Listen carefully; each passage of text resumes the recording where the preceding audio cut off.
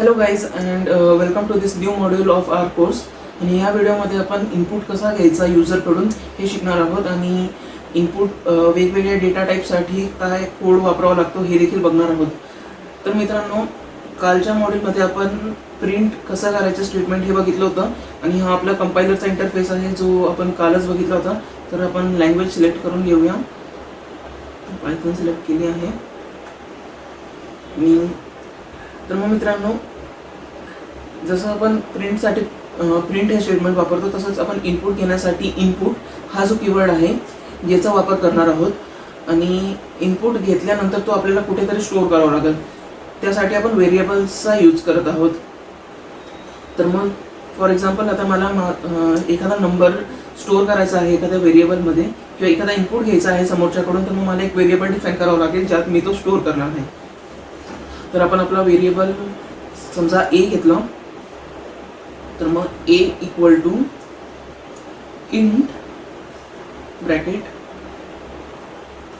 Input bracket मग double quotes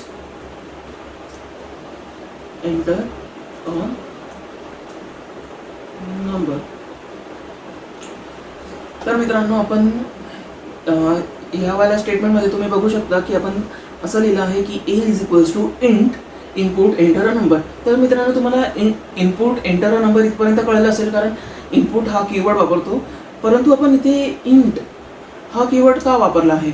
तर मित्रांनो, नंबर जो आहे हा एक इंटिजर आहे. म्हणजे तुम्ही स्कूलमध्ये शिकला असाल की नंबर्स जे आहेत हे इंटिजर्स असतात. तर मग आपल्याला जेव्हा इंटिजर व्हॅल्यू समोरच्याकडून इनपुट म्हणून घ्यायची तेव्हा आपण इनपुटच्या आधी इंट हा कीवर्ड वापरणार आहोत. तर मग नंबर जो पण आहे, फॉर एक्झाम्पल 1, 2, 3, 4 किंवा -1, -2, -3, -4, -5 जो काही असेल, म्हणजे -इन्फिनिटी टू +इन्फिनिटी जे काही नंबर्स आहेत ते आपले इंटिजर्समध्ये येतात आणि आपण ते इनपुट घेताना इंट हा कीवर्ड वापरणार आहोत.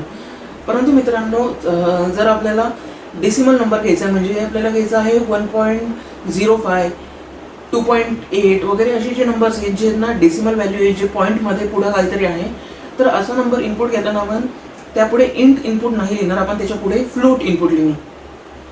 तर चला आपण हा कोड इथे रन करून बघू आणि आपला कोड आपण दिलेला नंबर स्टोअर करतो आहे का नाही हे चेक करण्यासाठी आपण हा ए परत प्रिंट पण करणार आहोत. तर मग आपण प्रिंटमध्ये प्रिंट ए, आता आपण ए डबल कोट्समध्ये नाही लिहिणार आहोत कारण ए हा व्हेरिएबल आहे आणि आपल्याला त्याची व्हॅल्यू प्रिंट करायची. तर मित्रांनो, आपण आपला कोड रन करूया. तर आपला जो आउटपुटमध्ये आपल्याला आलं आहे enter a number, for example me 7 input केलं एंटर, तर मग इथं 7 आउटपुट आलं आहे. पण फॉर एक्झाम्पल या कोडला असं पण करू शकतो की प्रिंट डबल कोट्समध्ये मी लिहिलं की your number was a. Run करूया याला. तर आपण एंटर नंबर 7 केला आहे. युअर नंबर वॉज 7 याने आपल्याला प्रिंट करून दिला आहे की आपला नंबर 7 होता. तर मित्रांनो, आपण आता इथे 7.1 टाकून बघूया तर काय आउटपुट येतं. कारण मी तुम्हाला बोललो होतो की इंट हा डेटा टाईप जेव्हा आपण वापरतो किंवा इंट हा कीवर्ड जेव्हा आपण वापरतो तेव्हा आपण इंटिजर डेटा टाईपचेच नंबर देऊ शकतो. म्हणजे आपण होल नंबर्स देऊ. ॲक्च्युली आपण होल नंबर्स नाही म्हणू शकत कारण मॅथची डेफिनेशनमध्ये झालं तर whole number is something different. इथं माझं म्हणणं आहे की आपण इंटिजर्सच देऊ शकतो, म्हणजे त्याच्यामध्ये पॉईंट नको. लेट्स से आपण 7.7 हा नंबर इनपुट देऊन बघू तर मग काय होतं. आपण या कोडला परत एकदा रन करूया. रन एंटर नंबर, याला 7.7 इनपुट दिला आहे.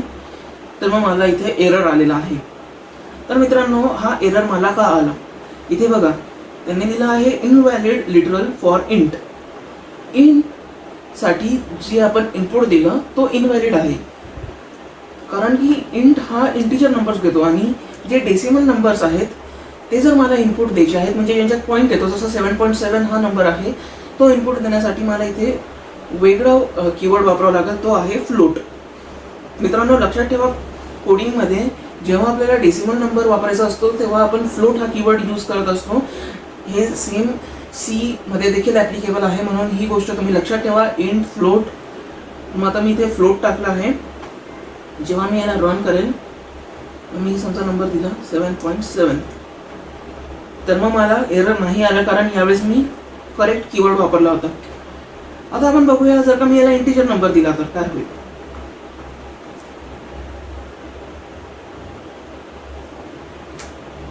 तर मैंने मला आउटपुट दिला 7.0. का? तर मग मी जरी याला एक इंटिजर नंबर दिला आहे, integer number is also a decimal number. जर तुम्ही मॅथ्समध्ये शिकला असाल 9th स्टँडर्डमध्ये वगैरे, म्हणजे तुमच्यापैकी काही स्टुडंट्स असतील जे अजून लहान वर्गांमध्ये असतील, त्यांनी या गोष्टीचं एवढं टेन्शन घेऊ नका. बट इंटिजर्स हे सुद्धा डेसिमल नंबर्स असतात. म्हणून आपला जो नंबर आहे, मी जेव्हा त्याला 7 म्हणून दिला, तर त्यांनी मला आउटपुटमध्ये 7.0 दिला. तर in short, it is nothing to worry about. फ्लोटमध्ये आपण इंटिजर इनपुट देऊ शकतो, पण इंटिजरमध्ये आपण फ्लोट इनपुट नाही देऊ शकत. तर मग हे काही डेटा टाईप्स आहे, तुम्ही तुमच्या नोट्समध्ये हे गोष्ट लिहून ठेवू शकता, म्हणजे तुम्हाला पुढे मोठमोठ्या कोर्समध्ये इथे कन्फ्यूज होण्याची गरज नाही. आता मित्रांनो, इंटिजर आणि डेसिमल टाईप्सच्या नंबरसाठीच्या इनपुट फॉर्मॅट आपण बघितला.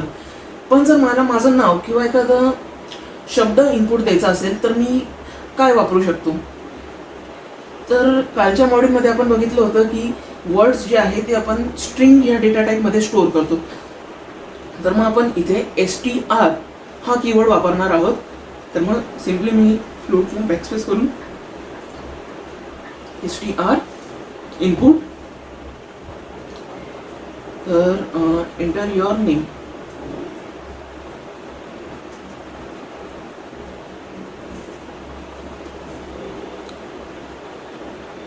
यानंतर मी कोलन देऊन थोडा स्पेस पण देतो, कारण की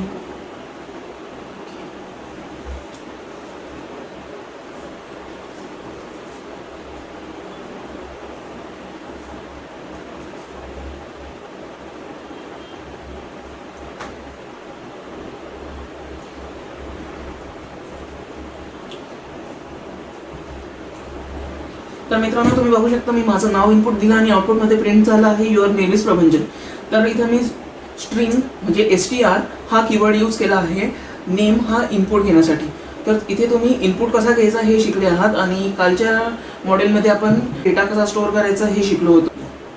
तर मित्रांनो, इथे तुम्ही इनपुट कसा घेणार हे शिकले आहात, आणि डेटा टाईप्स, वेगवेगळ्या डेटा टाईपसाठी कसा इनपुट घ्यायचा हे तुमच्या लक्षात आलेलं आहे. धन्यवाद.